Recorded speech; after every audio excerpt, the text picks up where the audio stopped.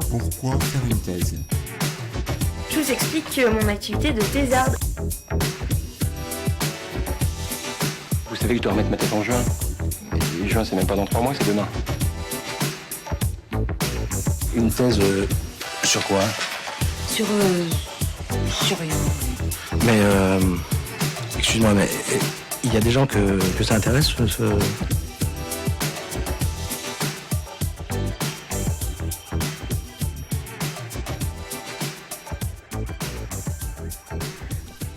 Bonjour, vous écoutez Thésard, le podcast qui fait parler les doctorants et doctorantes en sciences humaines et sociales, produit et réalisé par Marianne Le Gagneur et Jeanne Perrier. Nous vous souhaitons une excellente année 2021, pleine de bonheur et de réussite. Thésard vient de fêter ses 1 an et c'est grâce à vos écoutes et vos retours que nous en sommes là. Merci d'être toujours plus nombreuses et nombreux à nous suivre dans cette aventure. Dans l'épisode d'aujourd'hui, nous recevons Céline Dantella, doctorante en psychologie sociale, qui travaille sur l'enjeu de stéréotypes de genre face à l'épreuve du permis de conduire. Céline est en première année et a débuté sa thèse depuis seulement quelques mois quand nous enregistrons cet épisode. Preuve en est qu'on peut parler de sa thèse à tout moment avec toujours des choses passionnantes à dire dessus. Nous avons parlé ensemble des stéréotypes sur lesquels travaille Céline et des méthodologies pratiquées dans sa discipline. Nous avons aussi discuté de la sensation d'être utile ou non en thèse, et enfin, du plaisir que ressent Céline à mettre en mots ce qu'elle comprend depuis toujours. Bonne écoute! Je m'appelle Céline, je suis en première année de doctorat. En psychologie sociale. Donc, qu'est-ce que c'est la psychologie sociale? Je pense que définir, ça peut être pas trop mal. C'est l'étude des comportements des individus dans les groupes. Elle s'intéresse particulièrement à tout ce qui touche aux stéréotypes, discrimination, inégalité, donc des questions de recherche qui vont avoir pour but en fait de trouver des solutions pour réduire les inégalités par exemple, ou voir l'impact des stéréotypes en général. Alors j'ai fait un bac littéraire, parce que j'adorais la littérature, et après le bac j'ai voulu partir faire de la psychosociale, en pensant que c'était comme de la philo, donc autant dire que j'ai été très surprise. Et quand je suis arrivée en licence, donc à Rouen, j'ai découvert 4 psychologies. Et je suis tombée amoureuse d'une psychologie, donc la psychologie sociale en 2e année. Je me souviens, pour l'anecdote, pour te dire qu'est-ce qui a fait chavirer mon cœur. C'était une étude sur les comportements, en fait, ils séparaient donc 2 groupes d'individus et ils regardaient en fait à partir de là comment vont être construits le besoin d'appartenance au groupe et qu'est-ce qui va émerger à travers c'est une mise en situation de compétition, et qu'est-ce qui va émerger, et donc il va émerger forcément de la discrimination, de la favorisation de ton propre groupe. Et à ce moment-là, je me suis dit, waouh, c'est impressionnant. Et puis après, s'ensuit les cours sur les stéréotypes, les inégalités. Et je me suis dit, mais je vais absolument résoudre tous ces problèmes. Un peu, comment dire, je me suis dit, vraiment, enfin, c'était vraiment plus au niveau de cette lutte-là que j'ai voulu faire de la recherche, quoi, en quelque sorte. Et donc, c'est en 2e année de licence que je me suis dit, vraiment, je pense que je suis faite pour la recherche. Enfin, en fait, je pense que ça peut me satisfaire. Surtout que j'ai passé toute mon enfance, en fait, et c'est vraiment pas anodin, en fait, quand je suis tombée sur les études en psychosocial, et donc quand j'ai découvert le monde de la recherche, je me suis dit, mais en fait, ça a du sens par rapport à comment j'étais quand j'étais gamine, parce que je passais ma vie à questionner tout autour de moi, en fait, 10 000 sujets en me disant, mais comment ça se fait? On fait un peu tous ça. Mais ce que je faisais, c'est après, j'allais toujours, en fait, voir les gens pour leur dire toutes les connaissances que j'ai amassées. Et j'étais là, vous vous rendez compte, j'ai appris telle chose. Et j'étais super contente, en fait, de transmettre les connaissances. Et j'étayais mon savoir simplement pour le transmettre, parce que je trouvais que c'était tellement important. Et c'est comme ça que quand j'ai vu de l'enseignement et la recherche, je me suis dit, ok, je pense que c'est pas trop mal, je pense que c'est pour moi. Et du coup, je suis partie, donc j'ai fait ma licence à Rouen, et je suis partie en master à Lyon, parce que c'est le seul master qui forme à la recherche. Enfin, L'un des seuls, et en tout cas, il y avait un programme, un cycle de visioconférence sur les représentations sociales, et ça m'intéressait énormément en fait.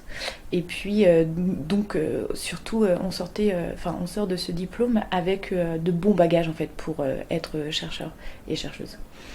Donc voilà, j'ai fini mon master l'année dernière, et ça fait 5 mois que je suis entrée en thèse.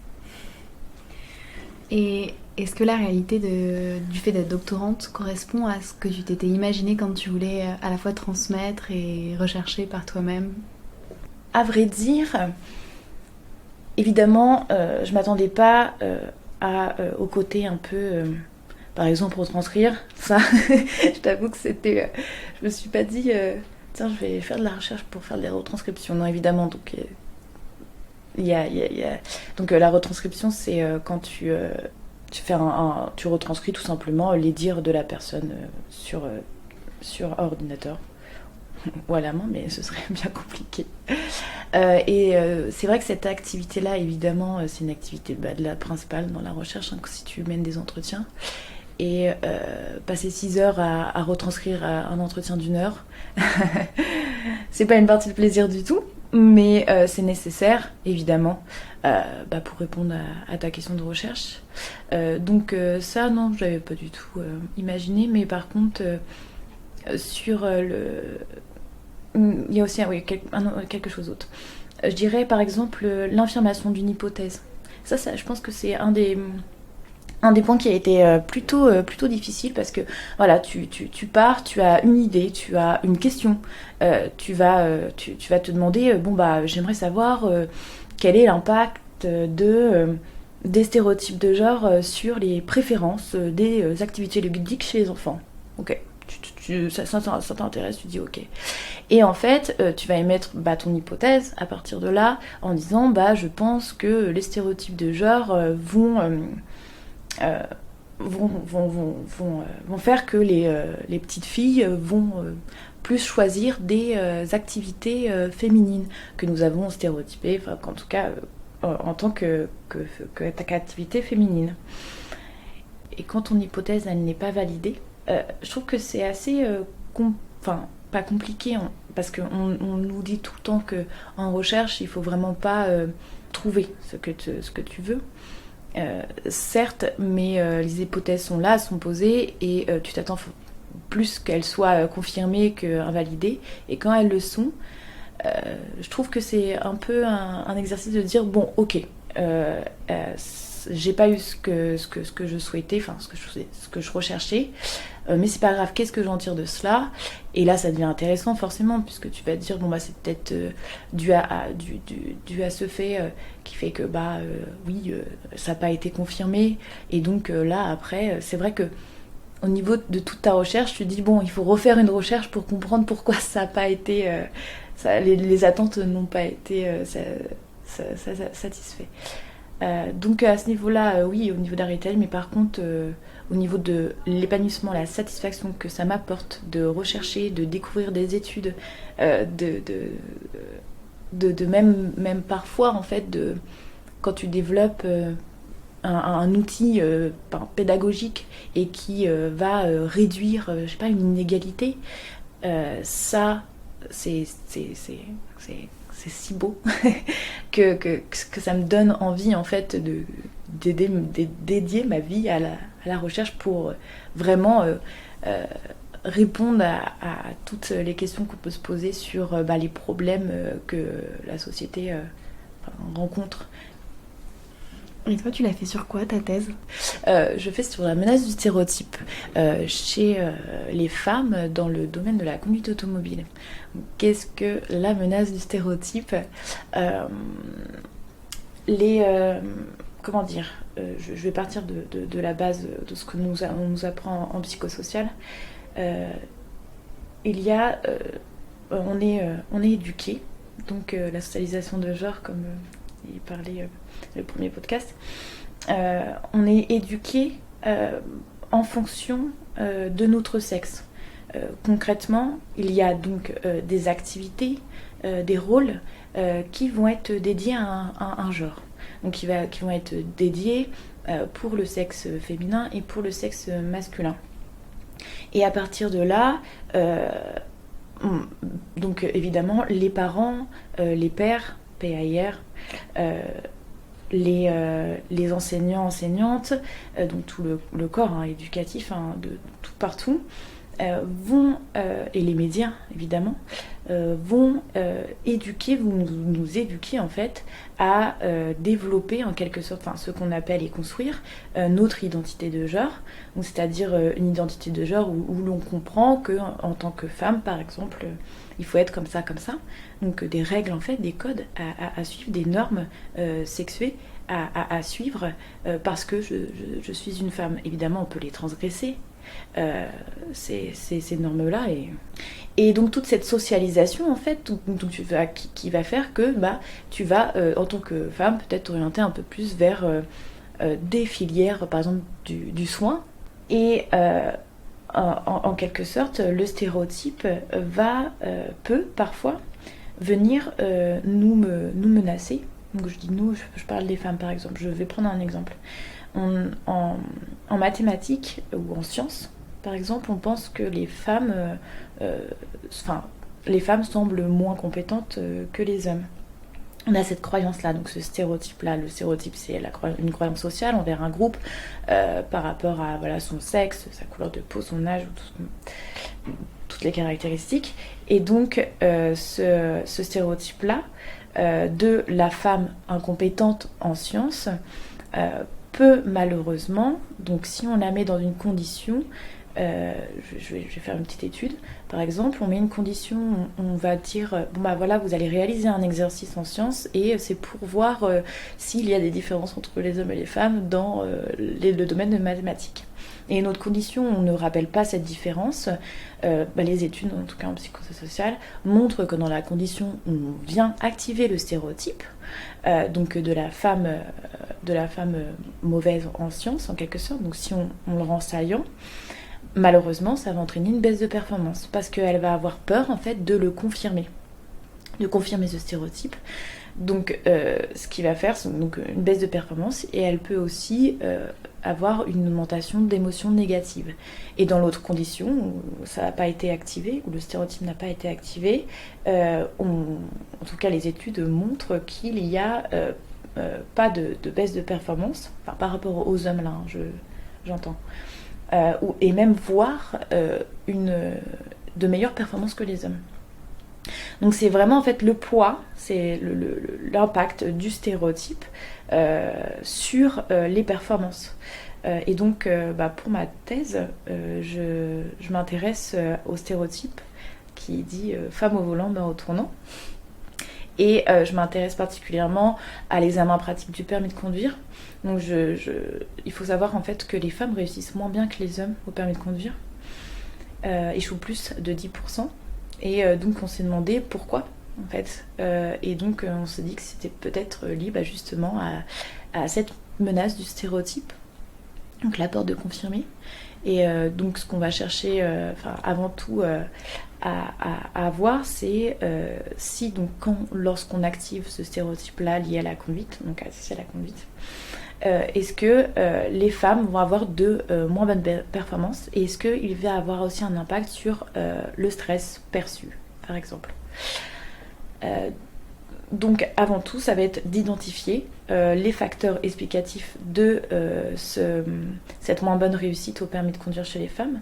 Donc on va passer premièrement par cette analyse de l'impact de la menace du stéréotype, mais aussi on va étudier tout le contexte sociologique autour du permis de conduire, donc interroger des inspecteurs et des inspectrices du permis de conduire pour voir avoir leur avis en fait d'experts, d'expertes sur la conduite automobile, voir si elles voient des différences en fait entre les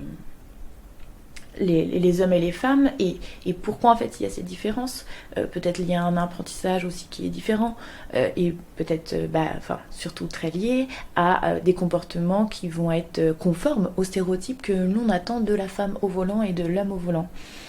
Donc l'homme peut par exemple prendre plus de risques ou aller un peu plus vite parce qu'on a tendance à penser que l'homme est est un bon conducteur, et prend des risques, et en tout cas la vitesse est plus, je sais pas, un comportement en tout cas qui peut plus facilement arriver chez lui. Et donc voilà, ça c'est vraiment donc, un peu la première étape d'identifier ceci. Et on va aussi chercher à identifier pourquoi il y a donc plus d'hommes qui meurent sur les routes. Et pour cela, on suppose en fait que ça peut être très lié aux stéréotypes et aussi à leur sentiment de compétence qui est plus élevé. Parce que il y a ce stéréotype qui dit que ce sont des conducteurs innés, concrètement.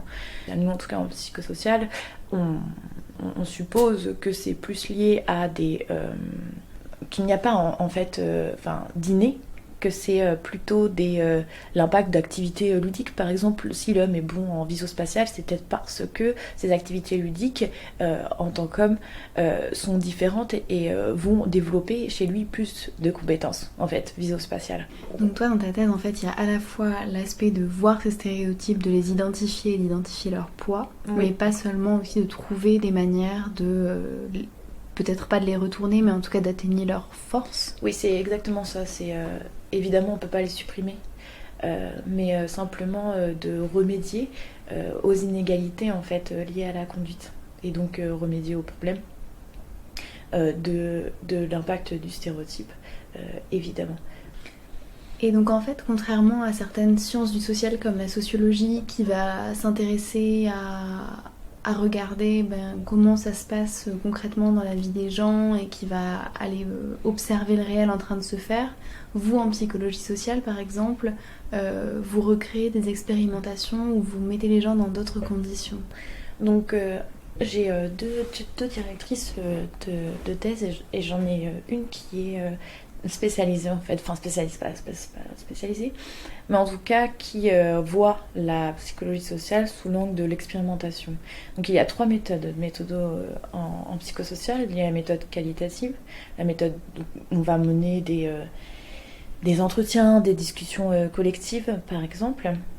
On a la méthode quantitative où là ça va être plutôt des questionnaires. Donc là ça va être des chiffres, des données, énormément. Donc à partir d'échelles, par exemple, à quel point vous êtes anxieux sur une échelle de 20 à 10, voilà. Et ensuite, il y a l'expérimentation. Moi, par exemple, dans le cadre de ma thèse, je vais faire 2 conditions différentes. Donc je vais par exemple, je vais avoir un sujet qui va venir, donc une fille, et je vais lui faire passer un exercice sur un simulateur de conduite. Et je vais lui dire, dans une condition, donc là c'est vraiment pour comparer en fait les différentes conditions, je vais lui dire, voilà, cette étude cherche à savoir pourquoi les hommes sont meilleurs en conduite, et donc s'il y a des différences entre les hommes et les femmes. Donc là j'active le stéréotype, ce que je disais tout à l'heure, donc dans cette condition particulière, je vais activer le stéréotype. Et dans une autre condition, c'est la condition contrôle, on l'appelle donc condition expérimentale. Donc là, on active ce qu'on cherche à avoir, donc l'impact du stéréotype. Et dans la condition contrôle, on va absolument rien dire, on va dire, voilà, c'est juste un exercice de conduite. Et ensuite, les résultats, c'est-à-dire sa performance, donc c'est pas le même sujet, hein, bien sûr. On va regarder les performances en fonction de la condition, donc c'est-à-dire, par exemple, dans la condition menaçante, on voit que les filles échouent beaucoup plus que dans la condition contrôle où on n'active pas du tout le stéréotype. Et à partir de là, on en déduit qu'il y a potentiellement en fait un impact du stéréotype. Et pour confirmer par exemple cet impact, on va, après l'exercice par exemple sur simulateur, on peut aussi faire passer un questionnaire où on va leur dire, est-ce que vous avez eu peur de, par exemple, confirmer ou mal conduire parce que vous êtes une femme et selon les croyances, on pense que la femme est moins bonne. Et comme ça permet de confirmer la chose. Donc voilà, c'est exactement. L'expérimentation, c'est ça. C'est donc 2 conditions différentes. Une condition expérimentale, où là, on va chercher, donc on va faire en sorte de répondre à la question de recherche, et la condition de contrôle pour comparer, en fait, voir s'il y a des différences entre les 2 conditions. Par exemple, pour cette étude de menace du stéréotype, dans chaque condition, en fait, à peu près, on peut retrouver, en tout cas, moi, ça va être de l'ordre de 50 participants, parce qu'en fait, j'ai 5 conditions différentes, admettons. Parce que là, bon, j'ai donné une étude très basique, mais par exemple, en fait, je peux observer l'impact du sexe de la personne à côté de la fille qui est en train de conduire. Et donc ça va être ma condition, donc le sexe de la personne. Donc je vais avoir une condition où je vais regarder ses performances quand il y a une femme à côté. Ensuite, une autre condition où ce sera un homme, donc forcément pour comparer. Ensuite, je vais avoir une condition où je vais émettre un contre-stéréotype. Et donc, je vais forcément faire une autre condition, contrôle, pour pouvoir comparer. Et donc, dans chaque condition, je dirais 50 parce que déjà, c'est très lourd à faire passer, mais 50 déjà pour obtenir de résultats plutôt fiables, en quelque sorte. Et par exemple, pour les entretiens, parce que je mène des entretiens avec des inspecteurs, inspectrices, en général, dans la méthode qualitative, il est conseillé une vingtaine pour arriver à une saturation de données, c'est-à-dire au bout d'un moment, tout le monde va me dire à peu près la même chose. Est-ce que tu peux me parler de quelque chose qui t'a rendue heureuse et qui t'a mise en joie pendant la thèse ? Oui, alors je suis au tout début, donc c'est vrai que des choses heureuses, je pense que je vais en voir beaucoup. Je dirais... alors ça va être très drôle, hein, parce que la réponse que je vais donner, mais l'audition du projet de thèse, pas du tout la réponse, hein, je parle, l'audition. Parce que, après j'ai toujours été comme ça, même au niveau scolaire, dès lors que j'apprenais, pour moi il y avait la finalité, c'était donc de montrer mes connaissances, hein, je suis très très scolaire. Hein. Et il est vrai que le jour de l'audition, ça a été un bonheur en fait pour moi d'expliquer qu'est-ce que je voulais faire en fait pour pouvoir répondre à ce problème en fait et comment déjouer cette menace du stéréotype dans la conduite automobile. Et c'est vrai que ça a été en tout cas une belle expérience. Je n'étais pas angoissée, j'étais plus contente d'arriver à ce jour où je vais expliquer comment je vais mener, quelle méthode je vais déployer pour pouvoir répondre à cette question, pour pouvoir voir telle hypothèse. Et oui, ça a été très... ça m'a rendue heureuse. Et je dirais, j'ai aussi un autre moment, ça a été il y a 2 mois, on a un peu revisité ma première étude, on a en fait décidé d'aller directement en fait à la sortie de l'examen pratique du permis de conduire.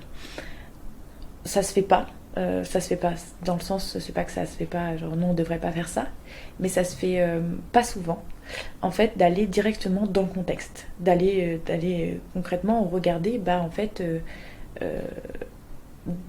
on pourrait simplement en fait monter une expérimentation et faire venir les gens, par exemple des filles, donc c'est lié à la 3e étude, mais donc des filles où on reproduit la situation. Donc ça c'est la plupart des études menées, c'est-à-dire on essaye d'aller au plus près de la situation évaluative, et donc on va reproduire une mise en situation, et donc après on va voir l'impact. Mais évidemment en fait c'est un biais puisqu'on n'obtient pas vraiment en fait ce qui s'est passé à ce moment-là, et c'est pour ça que dans la plupart des études, en tout cas déployant une méthode expérimentale, et c'est ce qu'on nous reproche la plupart du temps, c'est que comment tu peux dire que tes résultats là, que tu vas obtenir dans ta condition, enfin dans ton contexte, dans ton laboratoire, dans ta petite machine, va être la même chose que tu vas obtenir dans la réalité. Est-ce qu'il y a quelque chose qui a été plus difficile pour toi dans ta thèse pour le moment? Par rapport à tout ça, advient ce sentiment que j'ai tout le temps, ce sentiment d'impuissance, dans le sens où, je pense dans le cadre de thèses comme la mienne par exemple, me dire que potentiellement en fait, c'est ambitieux de se dire on va résoudre les inégalités. Évidemment que je ne peux pas le faire. Je peux à la limite essayer de les atténuer ou trouver un moyen pour les atténuer. Le plus dur, c'est vraiment de se dire que mon impact, il est petit en fait. Il est même très très petit. Et ce sentiment-là, il est un peu difficile, je trouve, à concilier en quelque sorte, avec cette motivation de se dire oui, c'est génial, ça va permettre de résoudre les problèmes. Mais en fait, oui, mais pas vraiment. Et c'est vrai que de se dire c'est une lutte en fait sans fin quoi qu'il arrive, et je suis qu'un petit caillou. Et heureusement que je suis là, ça c'est certain. Mais oui, je suis qu'un petit gravier. Et grâce peut-être à ma recherche, une autre personne va développer une autre recherche. Et c'est plus, le plus difficile, je dirais, c'est de gérer ce sentiment d'insignifiance, je dirais, en quelque sorte. Enfin, nous ne le sommes pas, nous sommes utiles, ça c'est sûr, mais on ne voit pas énormément cette utilité, je trouve. Et toi, est-ce que tu as ton permis de conduire? Oui, j'ai mon permis de conduire. Et d'ailleurs, je l'ai eu la deuxième fois. Pour la petite anecdote, la première fois, c'était en hiver. Il faisait froid, c'était à 8h du matin, il pleuvait. Et donc, c'était assez sombre. Et j'avais paniqué parce qu'un camion avait voulu me doubler. Et je ne sais pas pourquoi, j'ai décalé et je me suis décalée et j'ai roulé sur la bande blanche. Bref, du coup, évidemment que je ne l'ai pas eu. Mais oui, je me souviens, mon premier passage n'a pas du tout été une bonne expérience. Et qu'est-ce que tu fais de tes journées, par exemple? Alors, déjà, comment je m'organise? Je pense que c'est pas mal. Je pense que c'est un peu propre à chacune, la manière de s'organiser. Tous les soirs, je note sur un petit carnet qu'est-ce que je vais faire le lendemain pour avoir une petite journée un peu organisée. Pourtant, je suis très bordélique, hein. J'ai mon bureau, c'est un carnage. Il y a des papiers partout. Et même, en général, je suis très bordélique. Mais pour le travail, par contre, j'aime beaucoup que tout soit assez cadré. Et donc, je sais exactement qu'est-ce que je vais faire le matin ou l'après-midi. Et donc les débuts, c'est vrai que je me souviens, je me suis dit qu'est-ce que je fais là en fait, en quelque sorte, j'arrive, je commençais et je me suis dit ok, je sais ce que je connais mon projet, mais là il va falloir l'appliquer. Et donc j'ai commencé les premiers mois à lire des tonnes d'articles. Donc évidemment en fait explorer toute la littérature sur mon sujet en fait, voir qui a déjà travaillé dessus, quelles questions ont déjà été posées, qu'est-ce qu'il faudrait aller regarder plus en détail parce que telle étude a vu tel résultat et donc elle s'est dit que c'était peut-être dû à ça, donc aller creuser. Donc et toutes ces lectures m'ont permis en fait justement de poser mes premières hypothèses pour mon étude avec les inspecteurs-inspectrices, et donc voir par exemple j'ai lu un livre sur la sociologie du permis de conduire, du permis. Et donc dans ce livre-là, l'auteur a mené des entretiens. Et donc ça a été une base un peu pour essayer de voir comment moi-même je pourrais faire en fait. Donc c'est très utile simplement c'est comme un guide concrètement en fait, toutes les lectures que tu fais. Et donc voilà. Et est-ce que tu as des recommandations culturelles à faire en lien avec le sujet de ta thèse, par exemple, avec le sujet de ta thèse ou un peu connexes, des livres, des films ou d'autres formats? Donc la première recommandation, je dirais, c'est Mona Chollet, Sorcière, la puissance invaincue des femmes.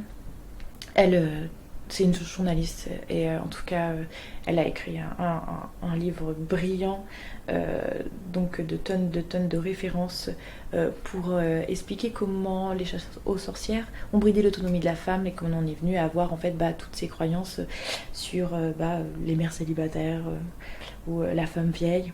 Enfin bref, c'est un super livre à lire, je pense.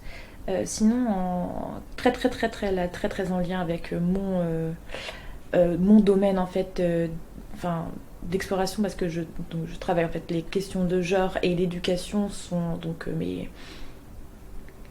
mes deux, j'allais dire Nindo, je pense au manga. Mais voilà, ça me stimule énormément. C'est le site Stéréotype Stéréomeuf.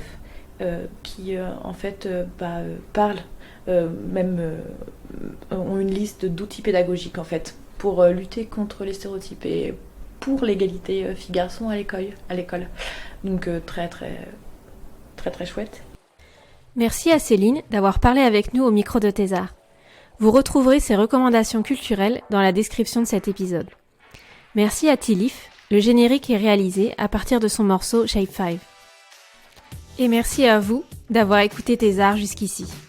Vous pouvez toujours nous retrouver et partager avec nous vos remarques et vos questions sur Instagram et Twitter @thésard_es ou par email thésard.es@gmail.com. Pour ne pas rater les prochains épisodes, qui sortent toutes les 3 semaines le jeudi, abonnez-vous sur votre plateforme préférée de podcast.